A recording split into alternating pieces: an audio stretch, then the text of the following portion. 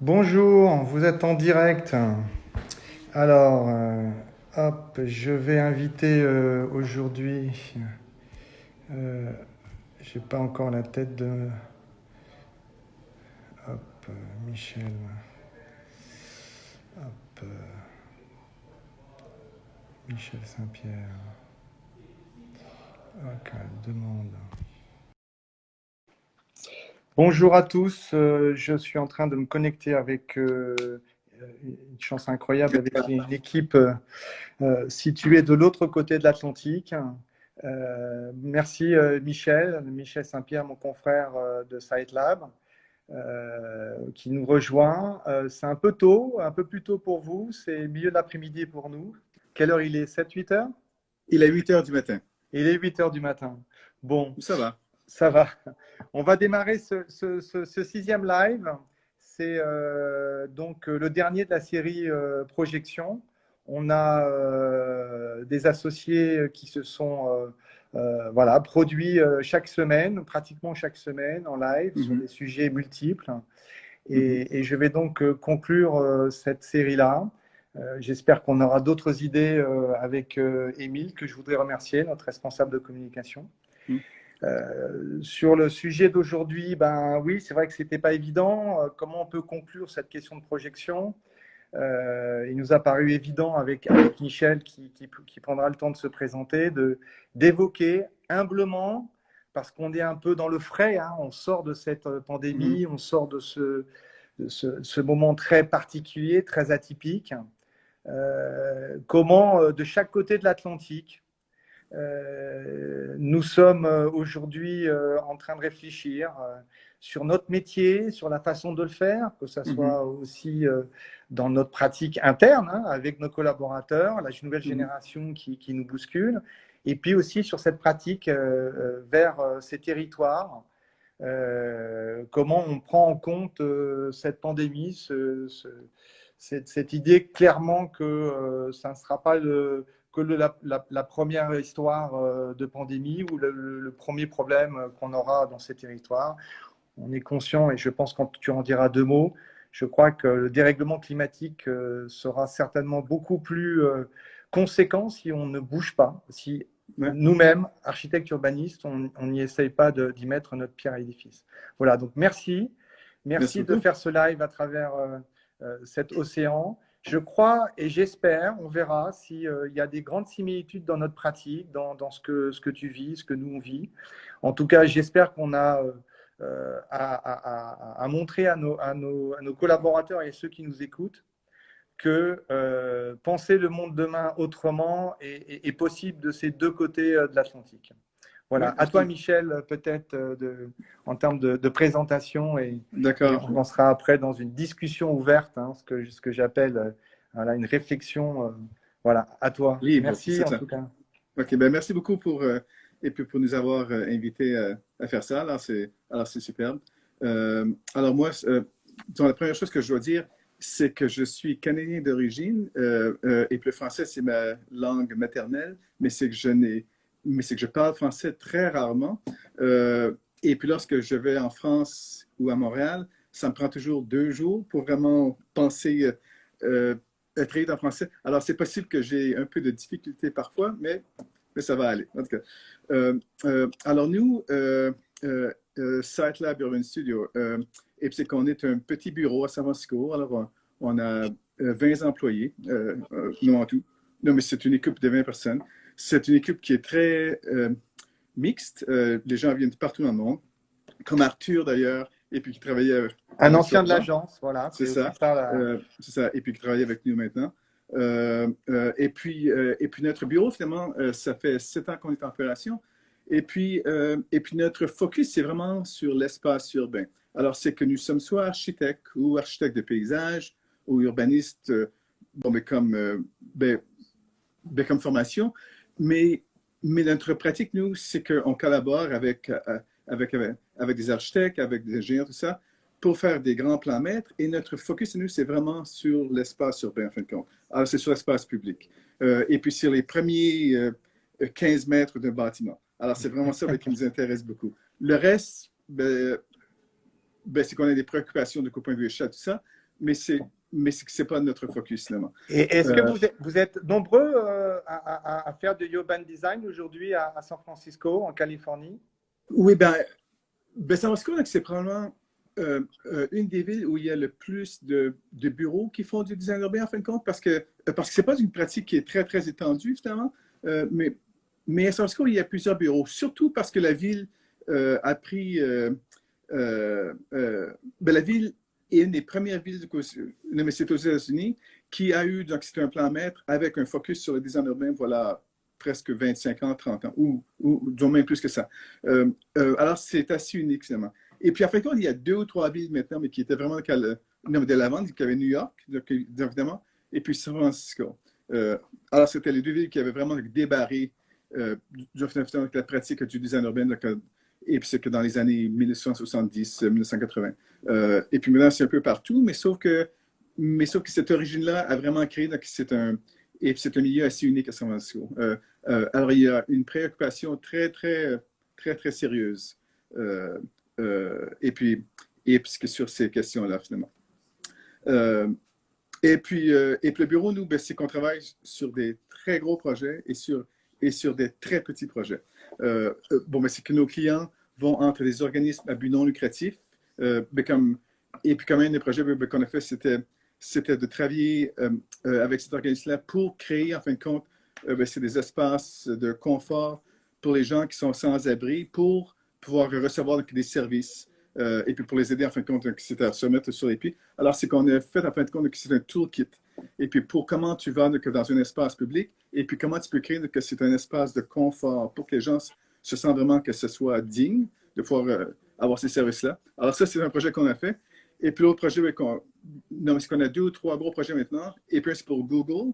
Et puis, c'est un nouveau plan maître. C'est 45 hectares dans le centre-ville de San Jose, avec une gare de train, tout ça. Euh, alors, tu peux voir que les échelles, finalement.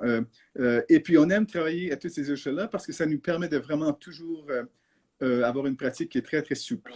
Euh, euh, alors, c'est le genre de choses qu'on fait beaucoup. Alors, D'accord. ouais, Alors, j'imagine quand on travaille sur la question de la petite échelle avec des œuvres caritatives et qu'on est dans cette échelle voilà, du social, du sensible, qui très clairement, avec la pandémie, a été, je pense, des 2 côtés de l'Atlantique, un révélateur des inégalités, hein. On voit bien que, incroyable. voilà, je trouve que cette échelle de travail doit aussi résonner après cette période-là. Tu nous en diras peut-être 2 mots. Et puis de l'autre côté, on découvre voilà, la World Company, Google, pour qui tu travailles sur des territoires immenses. J'imagine que, et c'est peut-être un des premiers sujets qu'on peut mettre un petit peu en double regard, on sort de cette pandémie, de ce Covid, ça nous a énormément interrogés dans notre pratique interne, comment on Ouais, travaille, le télétravail, comment tu as pu mettre. Nous on a pu mettre l'agence assez rapidement en télétravail, mais ça pose des vraies questions, hein.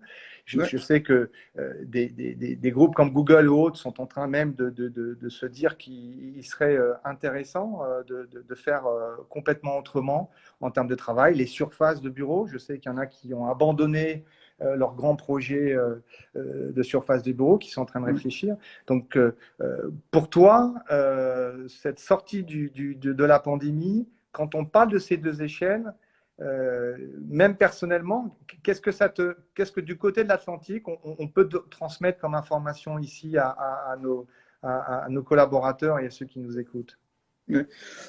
Ben, la pandémie, en fin de compte, c'est une crise énorme qui a vraiment a eu un impact énorme aux États-Unis. Et puis d'ailleurs, c'est encore très, très, très, très en place. Alors, non, mais quand on pense que la population des États-Unis, c'est 4,5% à peu près de la population mondiale, mais on a plus de 30% des cas, soit d'infection ou bien de gens qui sont morts mondialement. Alors, ça veut dire que le pays n'était absolument pas préparé du tout pour pouvoir. Et puis, en plus, c'est qu'on n'a pas pu avoir. Non, mais c'est que notre gouvernement a été incapable, en fin de compte, et puis c'est que de vraiment prendre. Non, mais non, mais prendre cette crise en place. Donc, ça a été absolument incroyable. Et depuis, il y a 40 millions d'Américains qui ont perdu leur emploi.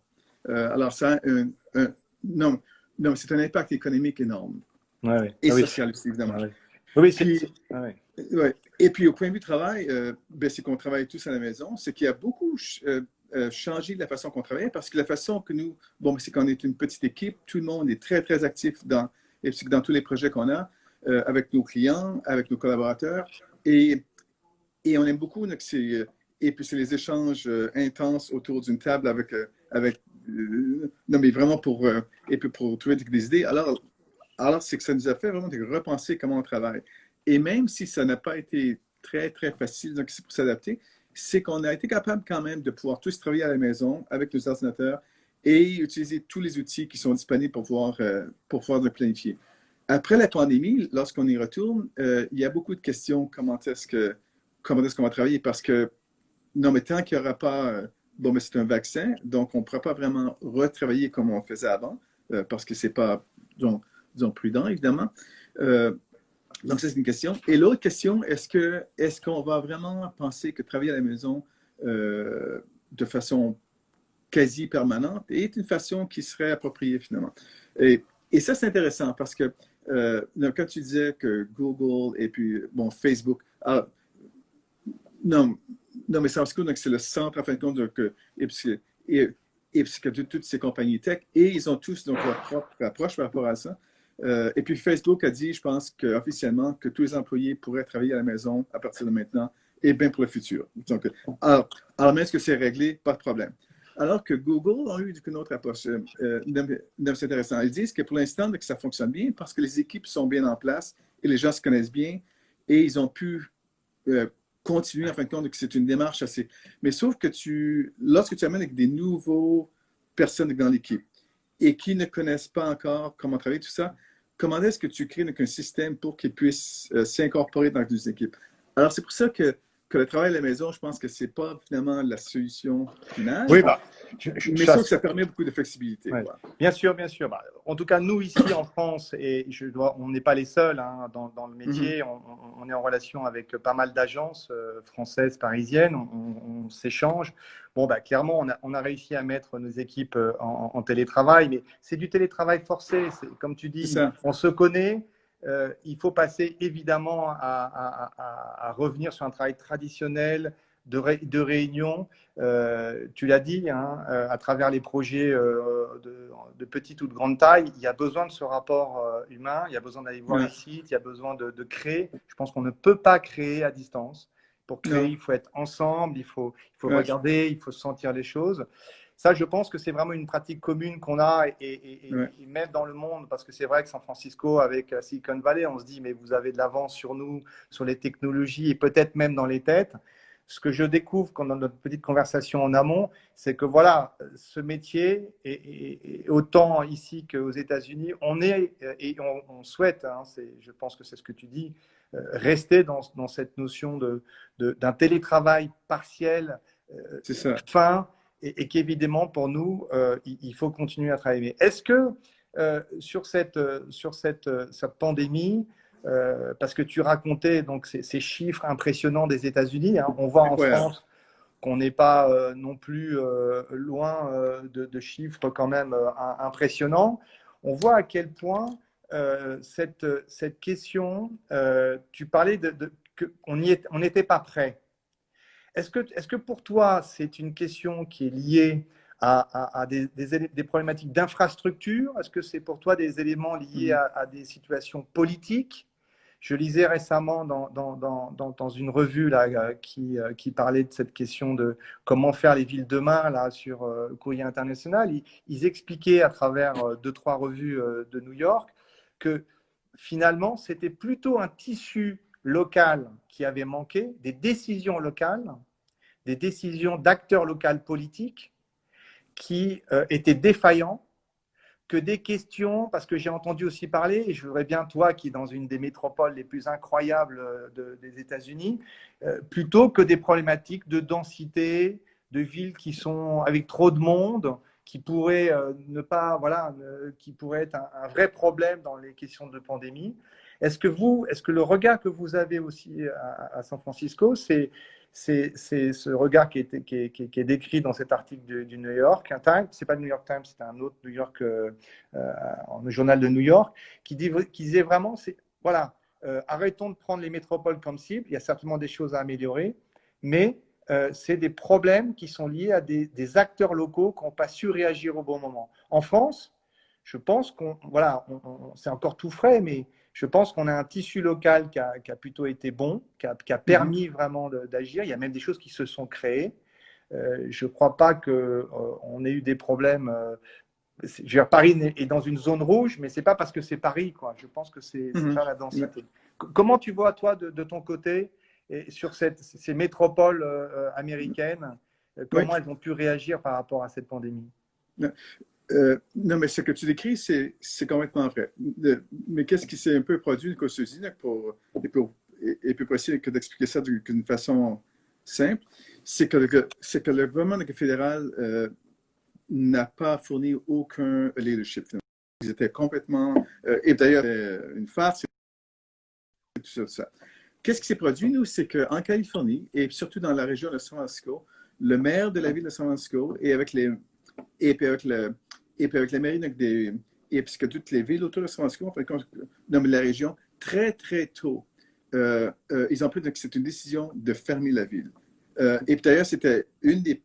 Non, mais je crois que c'était la première région aux États-Unis qui a eu et puis le travail à la maison. Alors, tout fermé, donc toutes les boutiques, tout ça.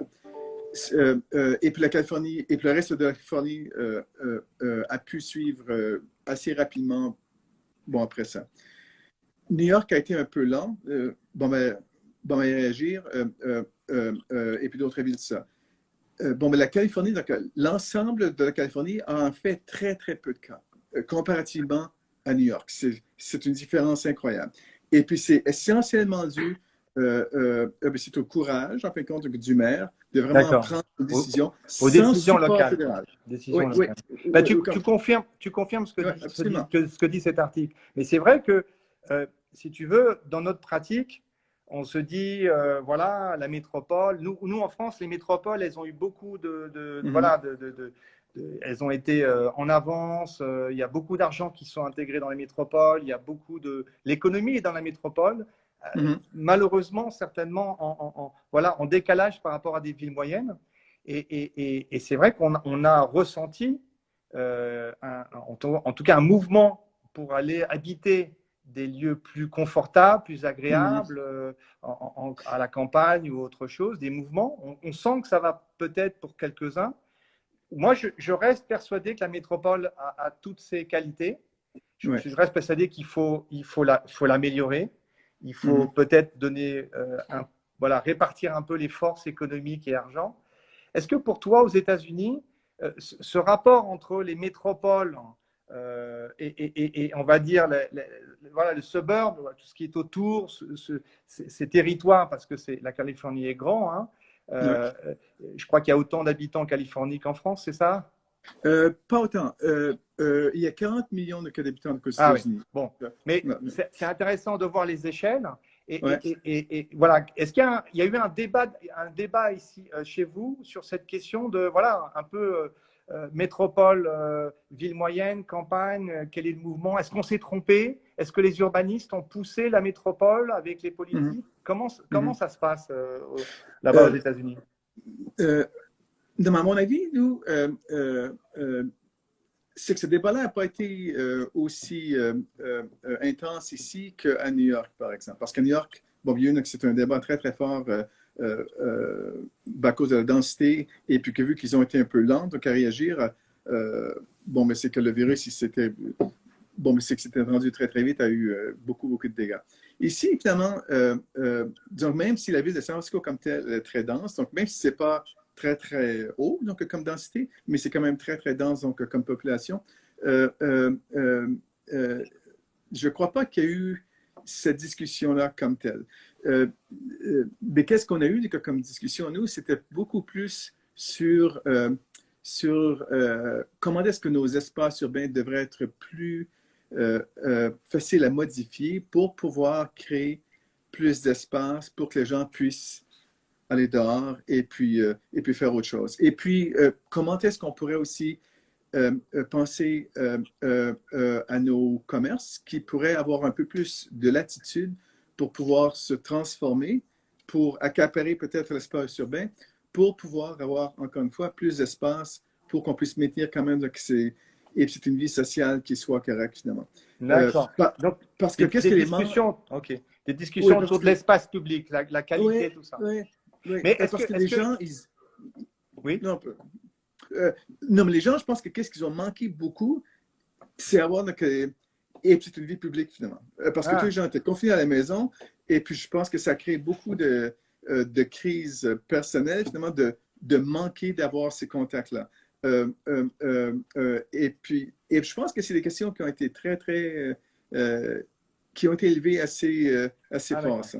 Non, mais c'est vrai que cette question de comment aujourd'hui concevoir un espace public confortable, alors que les logements, nous en tout cas, chez nous en France, les logements sont de plus en plus petits, on Mhm. grandit, le toit il reste, le plafond il reste au même niveau, les Ouais, espaces extérieurs sont aussi de plus en plus petits. Donc nous, on a eu des débats sur le confort des métropoles. Euh, ouais, sur la quantité en fait aussi de lieux publics mais, et d'espaces publics, qualitatifs, mhm. naturels et autres choses. C'est vrai qu'on a aussi eu ce débat, mais ça fait, voilà, on est passé par on va dire une COP 21 à Paris qui a été aussi assez importante hein, pour nous tous. Hein. Ouais, On avait pris du retard par rapport à nos voisins sur la question de l'environnement, sur les réglementations et autres. Voilà. Mais ça reste quand même, quand on parle de cette question du confort, de la qualité, je dirais derrière, c'est de l'argent. C'est plus ouais. cher de faire des espaces plus grands, c'est plus cher de Mhm. faire des balcons plus grands, c'est plus cher de faire on Mhm. va dire, des logements plus grands. Et Mhm. là, je voudrais qu'on passe sur ce débat-là qu'on entend entre euh, je pense on a les mêmes envies. Il faut créer du confort. Aujourd'hui, on parle de nos villes contemporaines, San Mhm. Francisco, Paris, Bordeaux, New York. Mais quand on est sur le Caire, quand on est en Inde, quand on est en Chine, on Ouais. voit à quel point ces questions de métropole, cette question de la qualité des espaces extérieurs, je veux dire, Mhm. sur certaines villes en Chine, c'est même pas impensable de faire des espaces. Voilà. Et puis, Ouais. donc, c'est sûr que c'est nos envies, c'est nos souhaits pour demain, comment améliorer. Mais il y a Ouais. quand même quelque chose derrière qui revient et qui, pour nous, est un vrai sujet, c'est que on est en train de mettre en parallèle, mais en parallèle, cette notion de l'économie. Voilà, il faut revenir à fond, il faut faire, j'entends, as usual, allez, let's go, on va fabriquer du logement, on va faire, faut que l'économie Mhm. reparte. Ouais. Mais mais on sait que la crise qui est aujourd'hui, pandémique et du corona, c'est ça par rapport à la crise climatique qui va arriver. Hein. Mhm. Ah oui. Toi qui as travaillé beaucoup sur ces territoires résilients et autres, tu sais très bien que ce qui va nous arriver sur la tête, mais au niveau des pieds, hein, de l'eau qui monte et tout ça, les Ouais, ouais, submersions, je veux dire, ça va être beaucoup plus important. Donc, ouais. comment vous, aux États-Unis, je veux dire, dans le fief de la Silicon Valley, où on sait que l'argent, le business est là, quoi. Comment tu fais ton travail?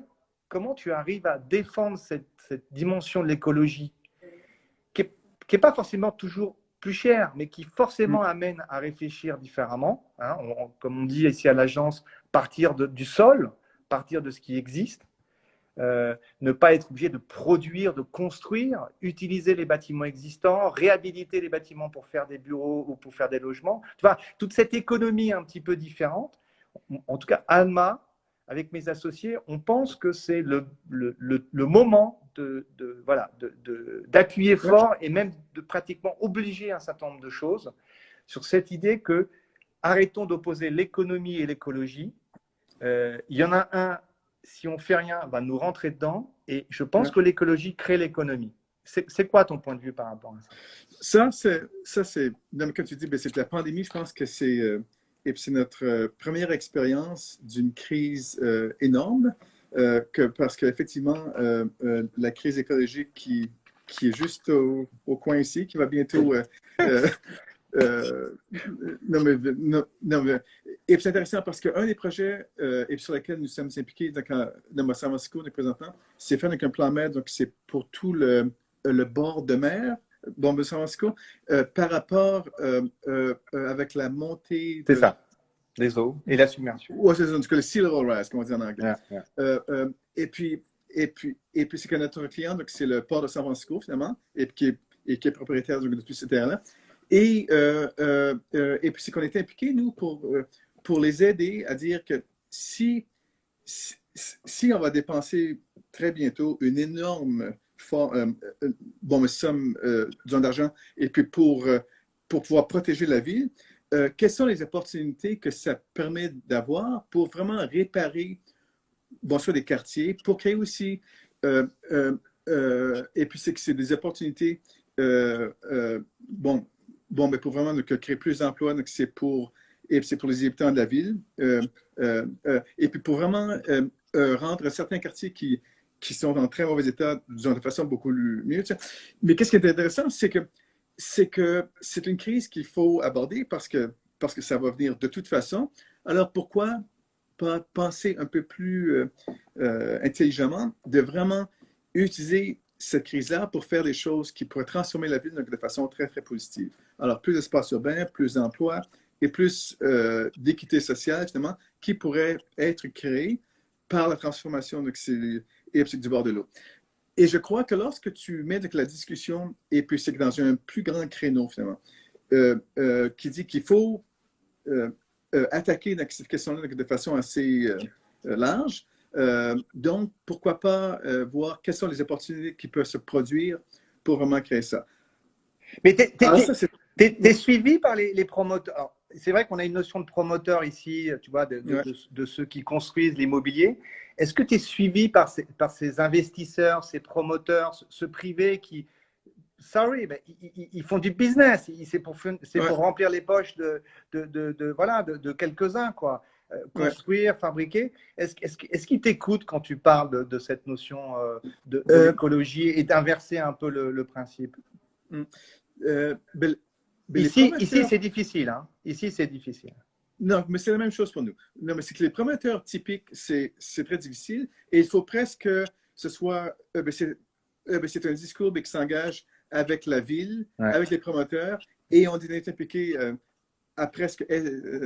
À faire, en fin de compte, et puis c'est la traduction, en fin de compte, du message de la ville vers les promoteurs, et puis pour vraiment faire ce genre de projet-là. Tu es appuyé par la ville, par les politiques. Les politiques à San Francisco, aujourd'hui, ils sont. Complètement.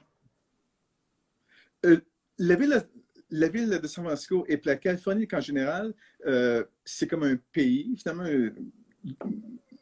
Non, mais c'est que comme économie. C'est un pays dans le pays, quoi.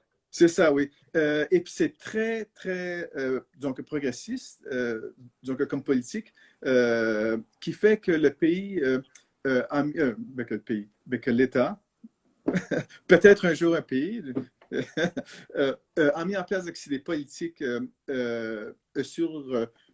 puis c'est sur le développement durable, sur l'écologie, qui sont très, très, très de l'avant, finalement.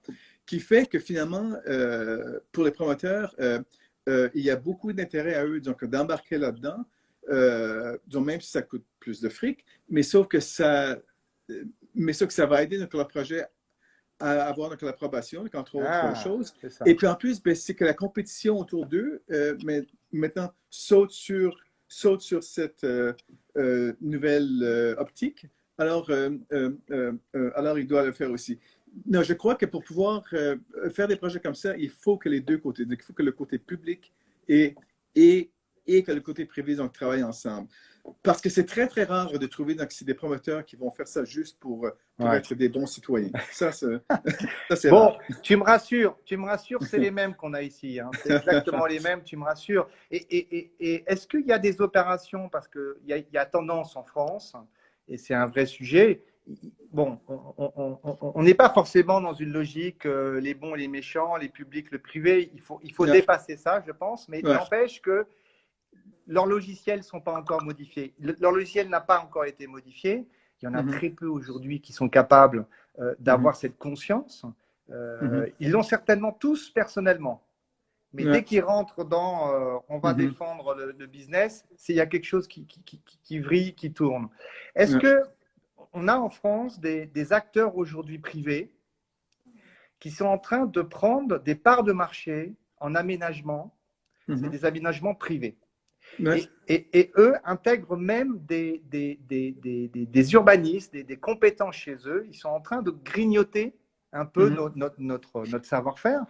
Mhm. Donc, c'est des choses qui sont intéressantes. Faut l'étudier. Il ne faut pas Ouais, forcément ouais. être toujours contre. Il faut comprendre comment on peut, nous, sortir notre épingle du jeu et voir un peu. Mais c'est vrai que je trouve que la pandémie, cette phase qui va se développer, dans une économie qui est, comme on l'a dit, très, très fragile, est aussi pour eux une vraie opportunité. On a Mhm. ici des hommes et des femmes qui ont un discours dramatique, catastrophique. On y va, on va foncer. Et puis on sent que certains se disent, mais qu'est-ce qu'on a fait?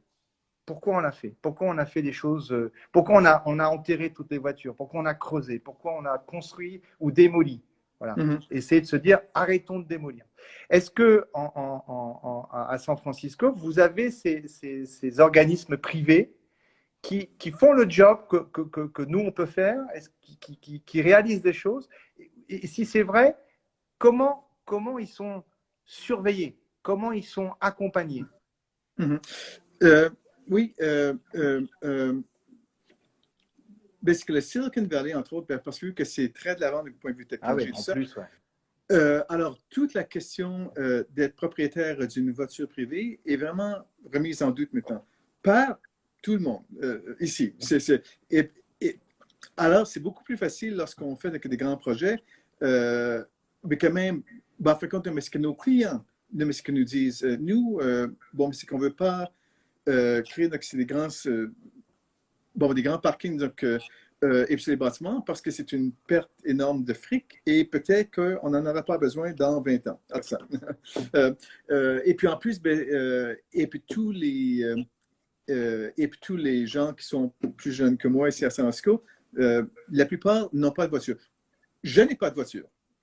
Bon, bon, bon, à San Francisco. Et puis c'est que j'ai un vélo, et puis c'est que j'utilise le transport en commun, et puis c'est que lorsque je veux une voiture, et puis c'est que je prends mon téléphone, et puis c'est que j'en trouve une autour. Parce qu'il y a beaucoup de Ouais. car share de service, qui fait que c'est plus facile de ne pas avoir de voiture parce que je n'ai pas de classe stationnée, et puis je n'ai pas de... Et puis c'est intéressant que que cette mentalité-là prend vraiment place maintenant qui fait que les promoteurs qui sont de l'avant, qui sont un peu plus créatifs, sont ceux qui vont réussir finalement. Et c'est ceux qui vont pouvoir survivre. Alors que ceux qui font des développements comme on les faisait il 10 ans, 15 ans, c'est ceux qui vont probablement pas pouvoir survivre dans un monde compétitif. Et c'est intéressant parce que ceux qui, qui, qui, qui ont les projets les plus non, mais qui ont le plus de succès, c'est ceux qui vont vraiment être très créatifs au point de vue du bâtiment, et puis c'est des espaces publics, et puis que tous ces éléments-là. Et puis d'ailleurs, c'est nos clients. Et puis, et puis, et puis, et puis, on fait, nous, donc, c'est des projets qui sont très intéressants parce qu'on a des clients qui sont très, très, très intéressants, justement. Et Mais puis qui. ouais, c'est super parce que y a, comme on disait, la culture de nos clients, quoi, la culture autour de ça, Complètement. elle est importante et je crois qu'il faudra, en tout cas, j'espère après ce live, qu'on puisse mutualiser nos expériences. Il faudrait inventer, il faudrait trouver quelque chose. On verra un peu apporter aussi des expériences qui sont en France. Il n'y a pas que Paris en France. Il y a des Mhm. métropoles. Il y a tout un tissu incroyable et peut-être aussi vous, il faudrait créer quelque chose qui aussi montre, parce que je pense que la Californie, comme tu l'as dit, est presque un pays dans le pays. Quoi. On sait Ouais. que vous avez une chance incroyable d'être écouté, en tout cas, euh, contrairement à d'autres parties des États-Unis, Mhm. où la question économique, le pétrole, tout ce qui est lié aux fossiles, voilà, c'est Ouais. we don't care about écologie, quoi. Ils s'en foutent Mhm. complètement. Et nous, on a ce sentiment aussi que la question des risques naturels, de cette notion de nos territoires résilients, c'est aussi on va dire, une partie qui devient encore plus importante après cette pandémie et qui clairement inquiète les habitants. Voilà. C'est-à-dire que ce qui est intéressant, c'est qu'on a été très inquiets sur cette pandémie, sur ce virus, sur nos générations. On a vu des inégalités, mais criant, quoi. C'est catastrophique. Il y a un fossé des deux côtés de l'Atlantique. Et je sais que San Francisco a des gros sujets de homeless dans les rues. Et tu te diras peut-être deux mots, mais c'est un vrai sujet.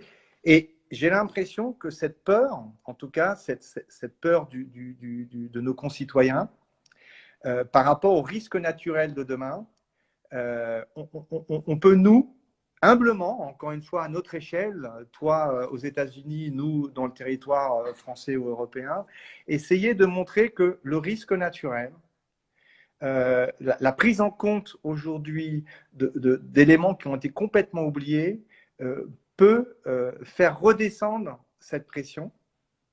Donc, nous, dans ce qu'on dessine, dans ce qu'on propose, j'imagine que dans le grand projet que vous avez sur cette grande baie, sur les problèmes d'inondation, construire sur des pilotis, construire avec des lieux dans lesquels on peut se réfugier, j'imagine qu'il y a plein d'idées intéressantes à voir.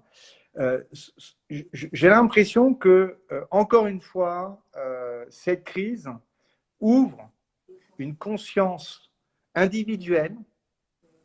Voilà, on a eu peur du virus. Demain, on commence à avoir. Moi, j'ai une élue d'une ville française au bord de l'eau qui m'a dit, vous savez, moi, ma maison, quand je regarde la carte des inondations, ma maison, elle est dans l'eau. Qu'est-ce que je fais? Comment je fais? Et je crois qu'on a un rôle, nous, comment penser les choses, comment accompagner les confrères architectes dans les dessins, de montrer qu'il ne faut pas juste avoir peur et se retirer et dire Noé, on ne construit pas à cet endroit. Il y a besoin, je pense, que, voilà, sur ce sujet, et je sais que tu as beaucoup travaillé sur la résilience de ces territoires. Nous, actuellement, on le fait sur plusieurs projets, dont Saint-Nazaire. Comme toi, on est au bord de l'eau avec des problèmes de submersion. Comment aux États-Unis, cette conscience des habitants, cette peur du risque, tu la ressens dans les réunions publiques, dans ton travail. Et est-ce que pour toi, c'est une opportunité? Non, non, c'est une très bonne question. Mais qu'est-ce qui se produit beaucoup, et surtout avec la pandémie, donc juste pour donner un peu de contexte, bon, la pandémie a eu... non, mais c'est très sérieux ici, mais comme je disais. Et puis même si la Californie a été un peu épargnée, mais quand même, il y a eu beaucoup de cas. Et puis en plus, lorsqu'on regarde les gens qui ont été, qui sont morts, c'est que ça a eu beaucoup d'impact. Et puis c'est que c'est dans les communautés, soit noires ou en tout cas, ce qui fait que c'est que la question c'est de social equity. Oui. Bien sûr, mais c'est que l'équité sociale est très, très, très, très. En fait, ce qu'on peut voir avec toutes les émeutes qu'il y a maintenant, avec le meurtre de George Floyd, tout ça. C'est une étincelle, c'est sûr. Oui, c'est ça, c'est une étincelle qui fait que ça. Et puis là, qu'est-ce qui est intéressant, et malheureusement, et puis c'est que la question sociale, et puis de l'équité sociale, et puis que de l'injustice est tellement forte aux États-Unis, c'est que la question écologique est presque mise de côté pour l'instant. Oui. Franchement. Parce que, et puis d'ailleurs, c'est une partie de nos travaux, finalement, et puis c'est que dans tous les projets qu'on fait, et puis d'ailleurs, c'est le projet qu'on fait pour le port de San Francisco, et c'est qu'on a tout, et puis c'est que c'est point de vue, et puis c'est les dualités qu'il faut pouvoir non attaquer, mais celle qui est centrale, c'est le social equity. Parce que c'est une question très, très, très, très pertinente. C'est en Californie et surtout dans la baie de San Francisco, parce que vivre à San Francisco, maintenant, ça coûte une fortune. Mais c'est l'endroit le plus cher aux États-Unis. Ah oui. et pour les loyers, qui fait que c'est très, très difficile de pouvoir avoir une vie normale, finalement, ici. Alors, c'est pour ça que tant que cette question-là n'est pas vraiment abordée d'une façon très, très sérieuse et vraiment d'une bold, non, mais avoir... non, mais je crois que la question écologique, mais qu'est-ce qui se produit, nous? C'est que la question écologique est presque prise de l'avant par le gouvernement de l'État, finalement. Et c'est eux qui vont vraiment pousser ça de l'avant. La population est vraiment... je crois que la question la plus fondamentale présentement, et puis pour la population, et puis c'est dans la région de San Francisco, ou même en Californie, je pense, c'est vraiment que la social equity. Parce que, parce que tellement d'injustice. Je comprends très bien parce que tu vois, moi j'ai mon frère qui habite à Brooklyn, New York. Et on parlait hier soir de San Francisco. Il me dit c'est impressionnant. J'ai jamais vu à San Francisco autant de différences. Hein, l'équité sociale, c'est une catastrophe. Il y a les homeless dans la rue, presque ils s'agrippent. Il y a quelque chose qui est un malaise, qui n'est plus à New York. Hein. Il n'y a plus ça dans le Bronx. Et donc, c'est vrai que. Mais est-ce que ça veut dire que finalement, il ne serait pas intéressant, et je pas intéressant, je pense que c'est même central. On a eu des débats ici, on a eu, au moment où on a voulu mettre. C'est pas nous, le gouvernement, je ne suis pas forcément d'accord avec ce qui est fait, mais il y a eu des mouvements sociaux, tu as entendu parler des Gilets jaunes, à partir du moment où on a mis en place des mesures environnementales, des taxations et tout ça. Voilà, je pense que tout ça a été pris complètement à l'envers, mais ça montre que, je parlais tout à l'heure de cette question des priorités entre l'économie et l'écologie. Quand on parle d'économie, on parle aussi donc évidemment de ces inégalités économiques. Et bien sûr que remplir son frigo pour un travailleur du bâtiment sur les tours de San Francisco et celui qui travaille chez Google, ils ne remplissent pas le même frigo de la même façon avec les mêmes. Donc, comment réussir à ce que, en tout cas à notre humble échelle, on arrive à faire et à montrer que l'écologie, la prise en compte des dérèglements climatiques, qu'on soit homeless, qu'on soit col blanc ou autre chose, on n'aura pas les mêmes possibilités qu'aujourd'hui, c'est-à-dire de juste mettre un masque. Hein, voilà, tout le monde est capable aujourd'hui de mettre un masque, un homeless. Il y a des vraies séparations, il y a une inégalité incroyable, mais lorsque on aura ces dérèglements climatiques qui viendront sur nous, je pense que personne. Donc, comment ceux qui ont le pouvoir, ceux qui ont l'argent, sont capables de mettre la question de l'écologie en avant, et comment nous, on est capable là aussi, humblement, au niveau des projets qu'on déploie, montrer que ça a un impact directement sur la qualité des logements, sur le prix des logements. San Francisco, si on ne peut plus habiter, où est-ce qu'on habite si on n'a pas les moyens? Où est-ce qu'on habite? On doit donner des qualités d'espace public, des logements aussi qualitatifs pour quelqu'un qui gagne 10 fois moins qu'un col blanc de la Silicon Valley. Je pense que c'est voilà. L'écologie est aussi un moyen de réduire les questions des inégalités, mais je sais, voilà. Non, mais et d'ailleurs, je pense que la meilleure façon d'aborder ça, c'est qu'il faut tout lier ensemble. Non, mais c'est parce que c'est tout lié, finalement. Et parce qu'une ville qui serait écologique, qui serait donc, non, mais très résilient, devrait pouvoir aborder donc, la question bon, mais c'est la résistance, doit pouvoir mettre toutes ces questions-là sous un grand créneau et puis les aborder. Parce que c'est évident que créer c'est de l'habitation qui soit donc disponible à toute la population. Alors, il faut... Et d'ailleurs, donc, la ville de San Francisco et l'État ont mis en place beaucoup d'outils pour pouvoir créer donc, des fonds, pour créer donc, des habitations... bon, c'est ça, tout ça. Mais c'est comme... mais en fait, c'est pas assez. Ouais. Et puis d'ailleurs, mais sauf que si on peut créer, et puis c'est une ville qui offre beaucoup d'espaces publics qui soient pour tout le monde, euh, et, et puis que, et puis, et puis que tout le monde puisse avoir une vie publique très, très riche, avec beaucoup d'accès. Bon, c'est au waterfront San Francisco. Et puis si on peut créer aussi que c'est et puis c'est que tout un système bon, de services qui soit disponible. Non, je pense qu'il faut presque tout lier ensemble pour avoir que c'est un discours qui soit très compréhensible sur la ville de demain, finalement, Mm. qui sera plus écologique, qui sera plus euh, euh, euh, euh, équitable donc, pour tous les résidents, qui pourra offrir tous les services nécessaires et qui aura en fin de compte que c'est et puis que c'est des espaces publics qui seront partagés avec tout le monde et puis que chaque quartier sera égal au point de vue d'espace public, de parc, tout ça.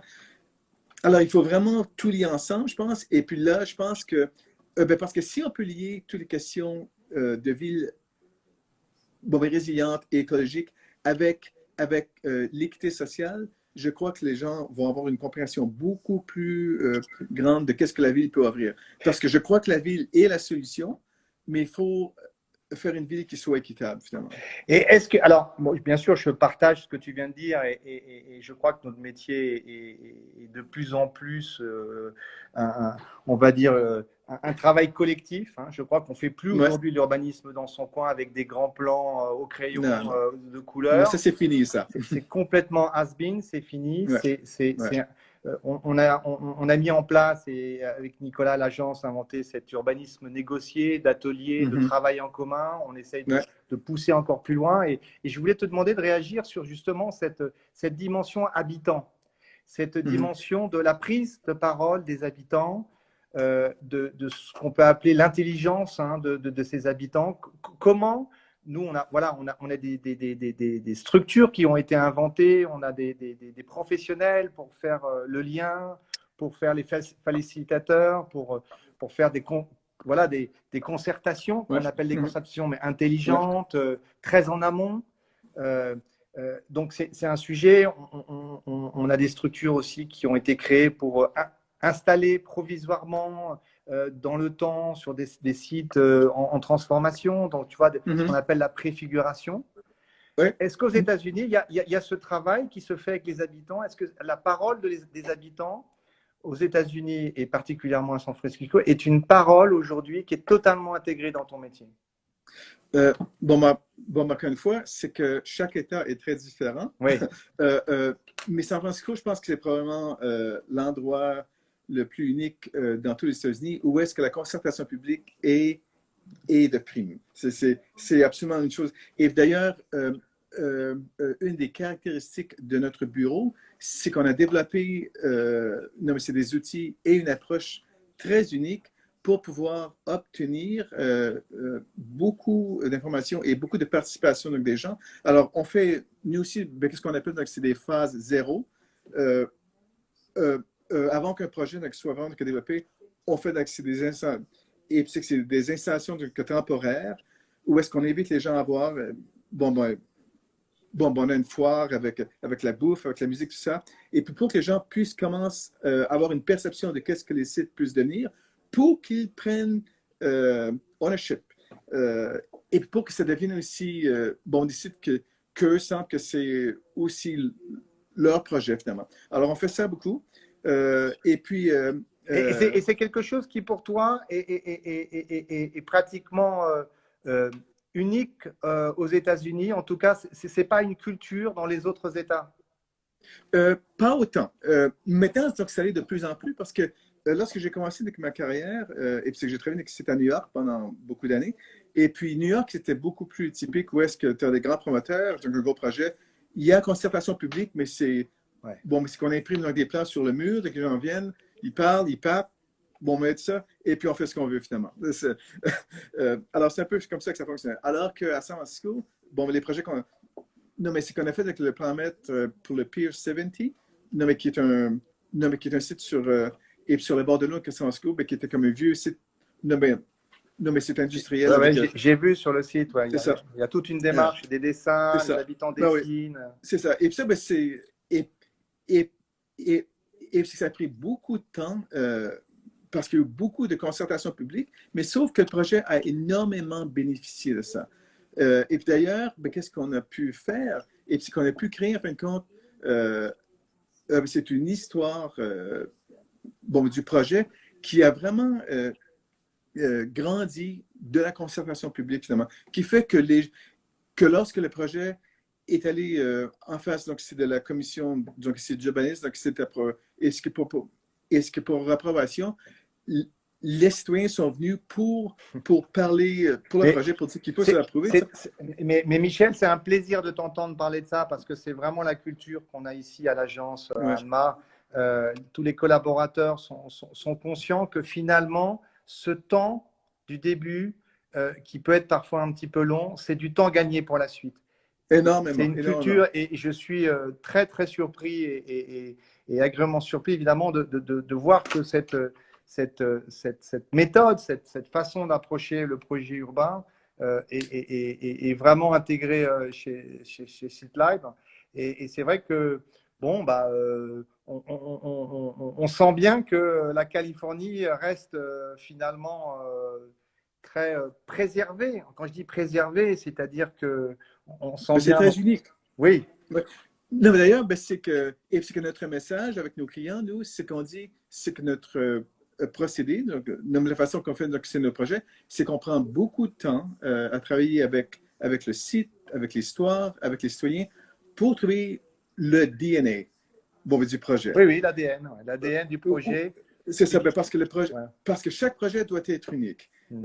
Et puis, c'est qu'on ne veut pas recopier ce qu'on a fait là, donc 6 mois. Bah, Euh, franchement, on va bientôt finir parce qu'on va s'approcher de l'heure. d'accord. Euh, vraiment, c'est très important que tu aies pu aussi montrer un visage de la profession de l'autre côté de l'Atlantique, parce que c'est vrai Mm. que ce qu'on reçoit actuellement, c'est pas très positif. Hein. Ce qu'on reçoit, Non. même si on pense que voilà, c'est en train de bouger, mais c'est vrai qu'on se dit, voilà, comment pratiquer cet urbanisme autrement. Et je sens, comme nous, hein, que cette pandémie, ce Covid va nous continuer à nous faire cogiter Ouais, beaucoup. et nous inspirer. Mais je crois qu'il faut, j'en discutais avec le fondateur de l'agence, Nicolas, je crois qu'il faut peut-être passer à un autre niveau, c'est-à-dire qu'on n'est plus dans la question de la préconisation. Mhm. C'est-à-dire qu'on y va ou on n'y va pas, quoi. C'est-à-dire que maintenant, c'est bon. On a pris tout ça, les milliers de morts, les choses. Donc, il n'y a plus besoin de réfléchir à est-ce qu'on hésite ou on n'hésite pas. Parce que la Mhm. question toujours de l'économie contre l'écologie, c'est plus possible. Et c'est vrai C'est ça. que je suis content d'entendre ce que tu dis, parce que j'ai l'impression que ça, c'est pas j'ai l'impression, ça doit être un mouvement mondial.